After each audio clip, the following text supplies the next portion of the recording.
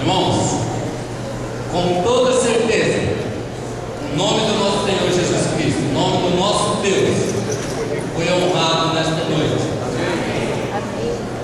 É tão maravilhoso adentrarmos uma semana que não conhecemos junto com o nosso Deus.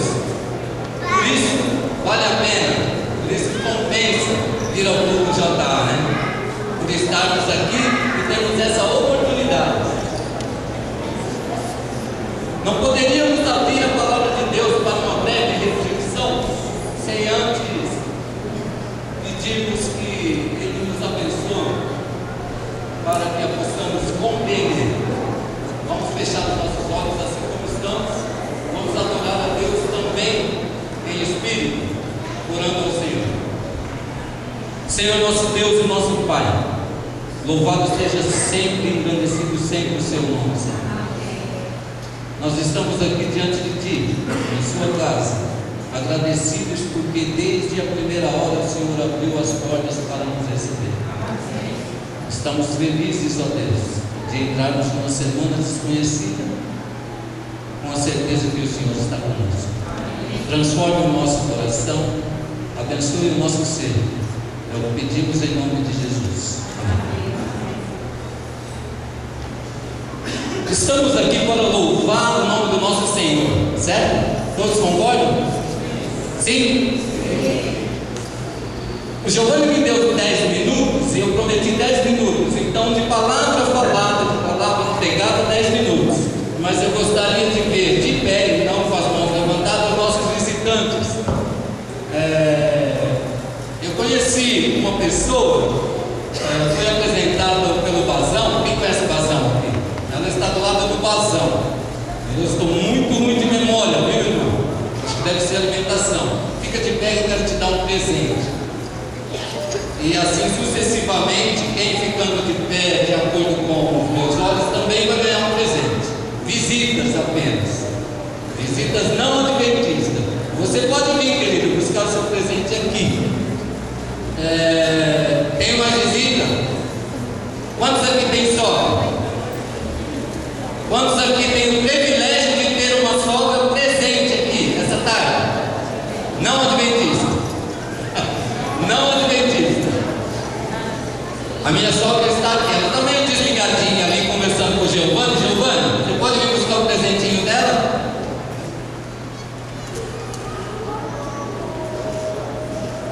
Mais visitas? Empresta um para mim. Eu vou demonstrar aqui o que vocês estão ganhando de presente, tá?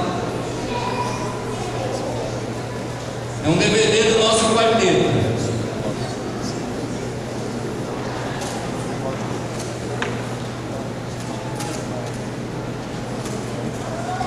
Sejam todos bem-vindos na casa do Senhor.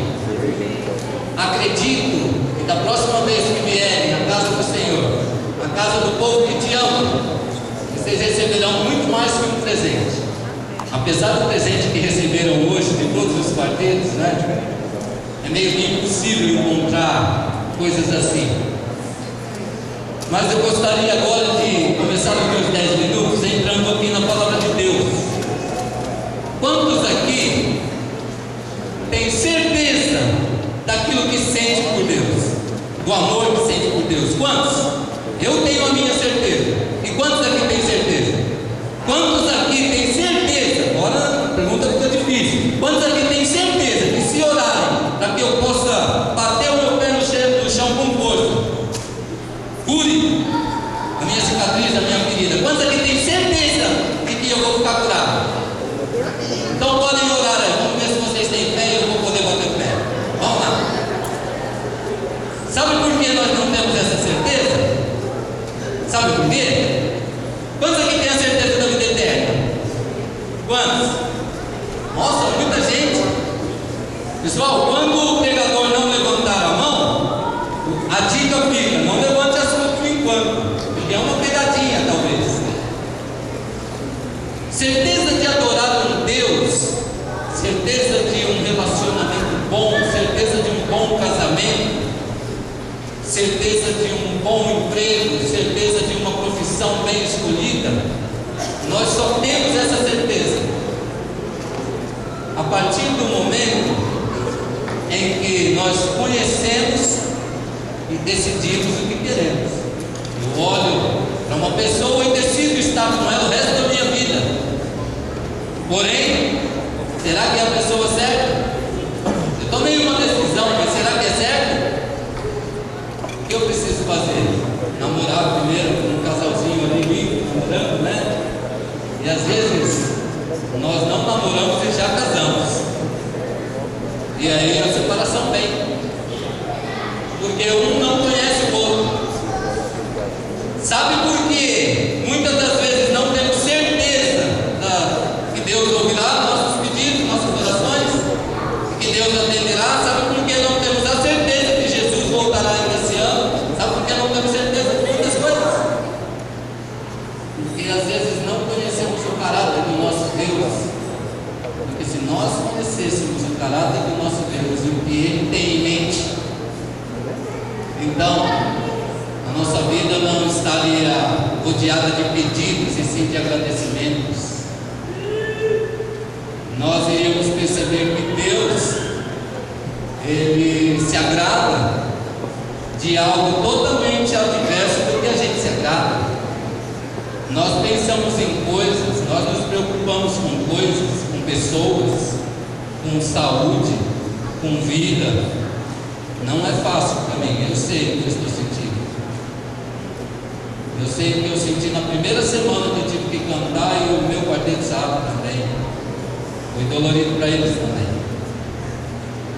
Eu sei que cada um aqui sabe as dificuldades que temos em nossas casas, em nossos lares. Mas sabe que uma dificuldade que a gente às vezes não nos preocupa?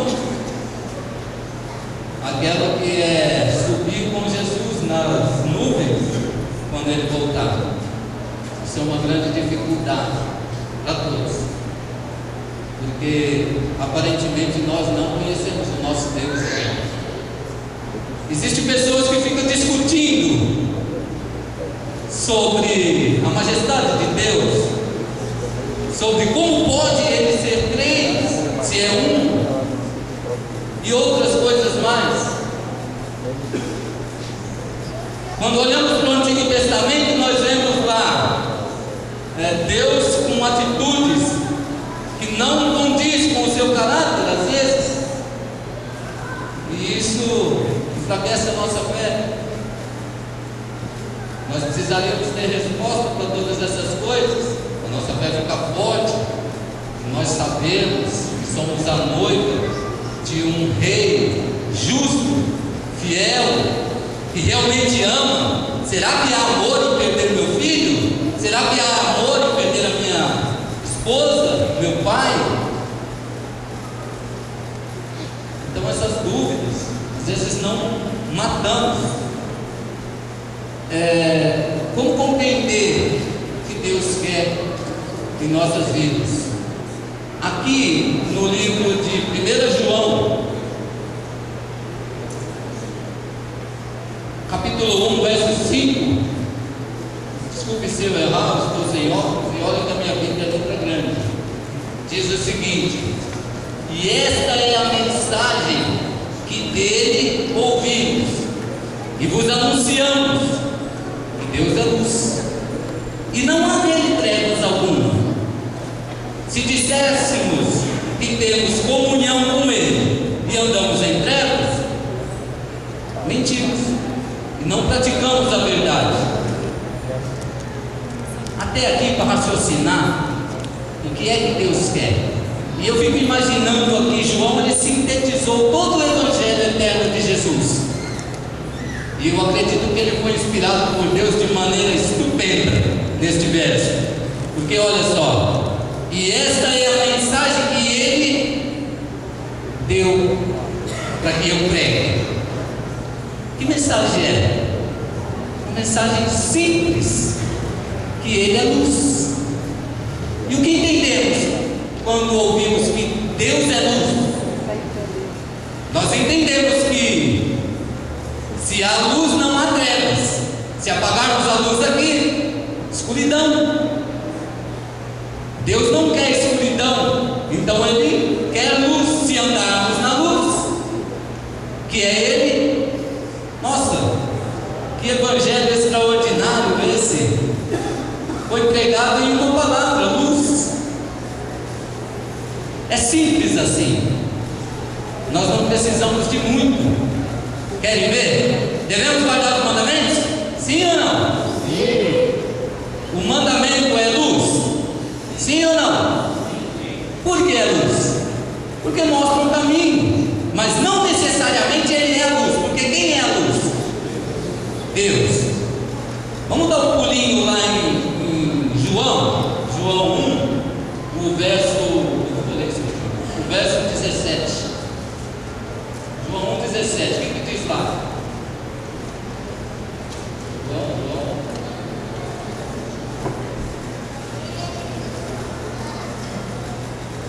Verso 18.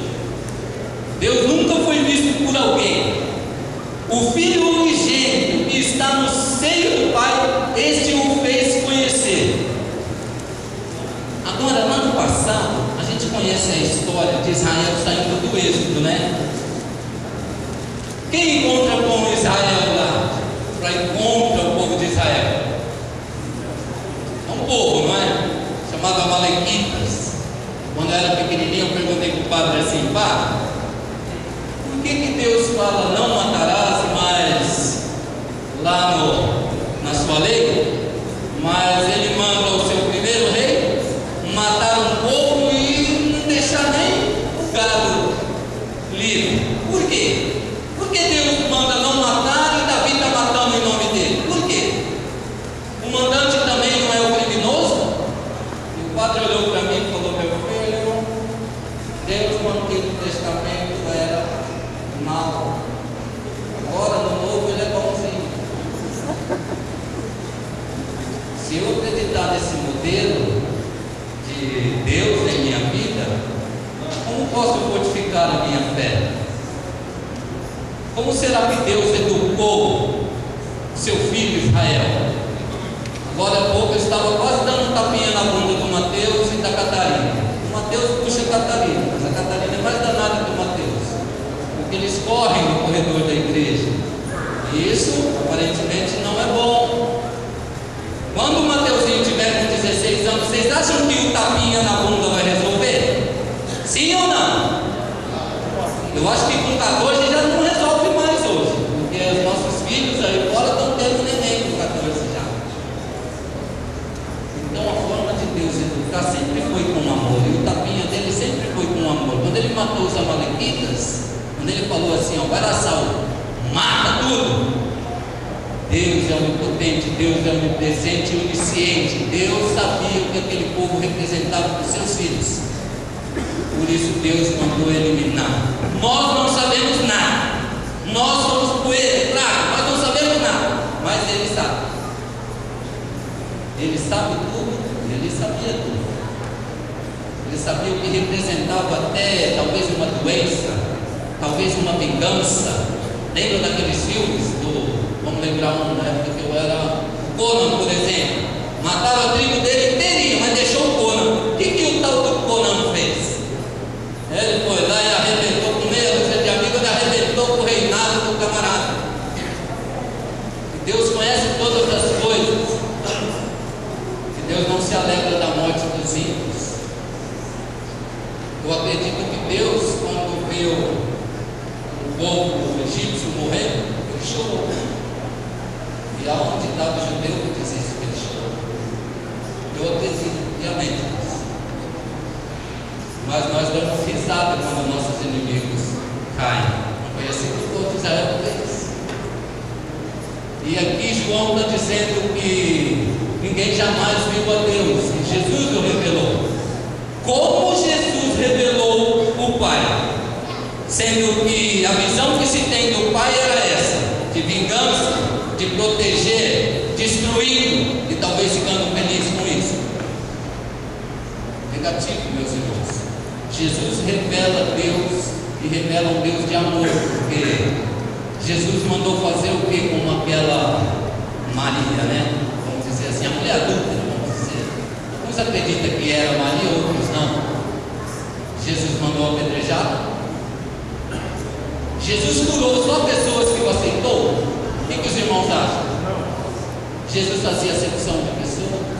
Jesus demonstrou que odiava ou não gostava de nenhum daquele povo? Ou será que Jesus pediu para que pregasse o evangelho a todos os povos? Será que Jesus demonstrou um Deus da maneira que nós analisamos agora? Então vamos voltar para trás. Quando Deus conheceu Abraão, o que ele falou para Abraão? Olha, é uma promessa para você. Você será pai de inúmeras nações, e em ti serão benditas quem? O povo de Israel? O povo conhecedor da Bíblia, os adventistas, os batistas. Em ti serão benditas todas as nações da terra. Por isso, aquele versículo lá que nós estávamos lendo diz assim, ó: se andarmos na luz que é Deus, se andarmos nesta luz, nós teremos a certeza da vida eterna ou do perdão dos nossos pecados em Cristo Jesus. Por isso que eu não levantei a minha mão. A certeza da vida eterna, sabe onde está guardada?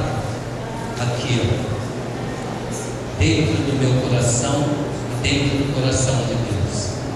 Quando eu abrir esse coração aqui e reconhecer que eu ainda não ganhei nada, eu ainda não cheguei ao final, e olhar para os meus irmãos, não é assim que o verso diz? Reconhecer também que eles também não ganharam nada, aí meu coração está pronto a perdoar qualquer coisa que faça contra mim. Lá em Deuteronômio 8 diz que Jesus não disse sozinho que ele é luz. Lá em Deuteronômio 8 vai falar que nem só de pão vive o homem. E Jesus proferiu essas palavras para se livrar das garras de Satanás. Mas de toda palavra que sai da boca de Deus. E às vezes nós pegamos palavras, linhas na Bíblia e dizemos que é a palavra de Deus. E quando a palavra de Deus está na essência, que é salvar pessoas, e é trazer pessoas aos braços de Cristo. Eu acredito que a partir desse momento nós podemos reconhecer que Deus foi adorado por completo, porque temos a certeza de um Deus que está preocupado com a salvação daqueles que nós vemos lá fora e não se preocupam com a própria vida.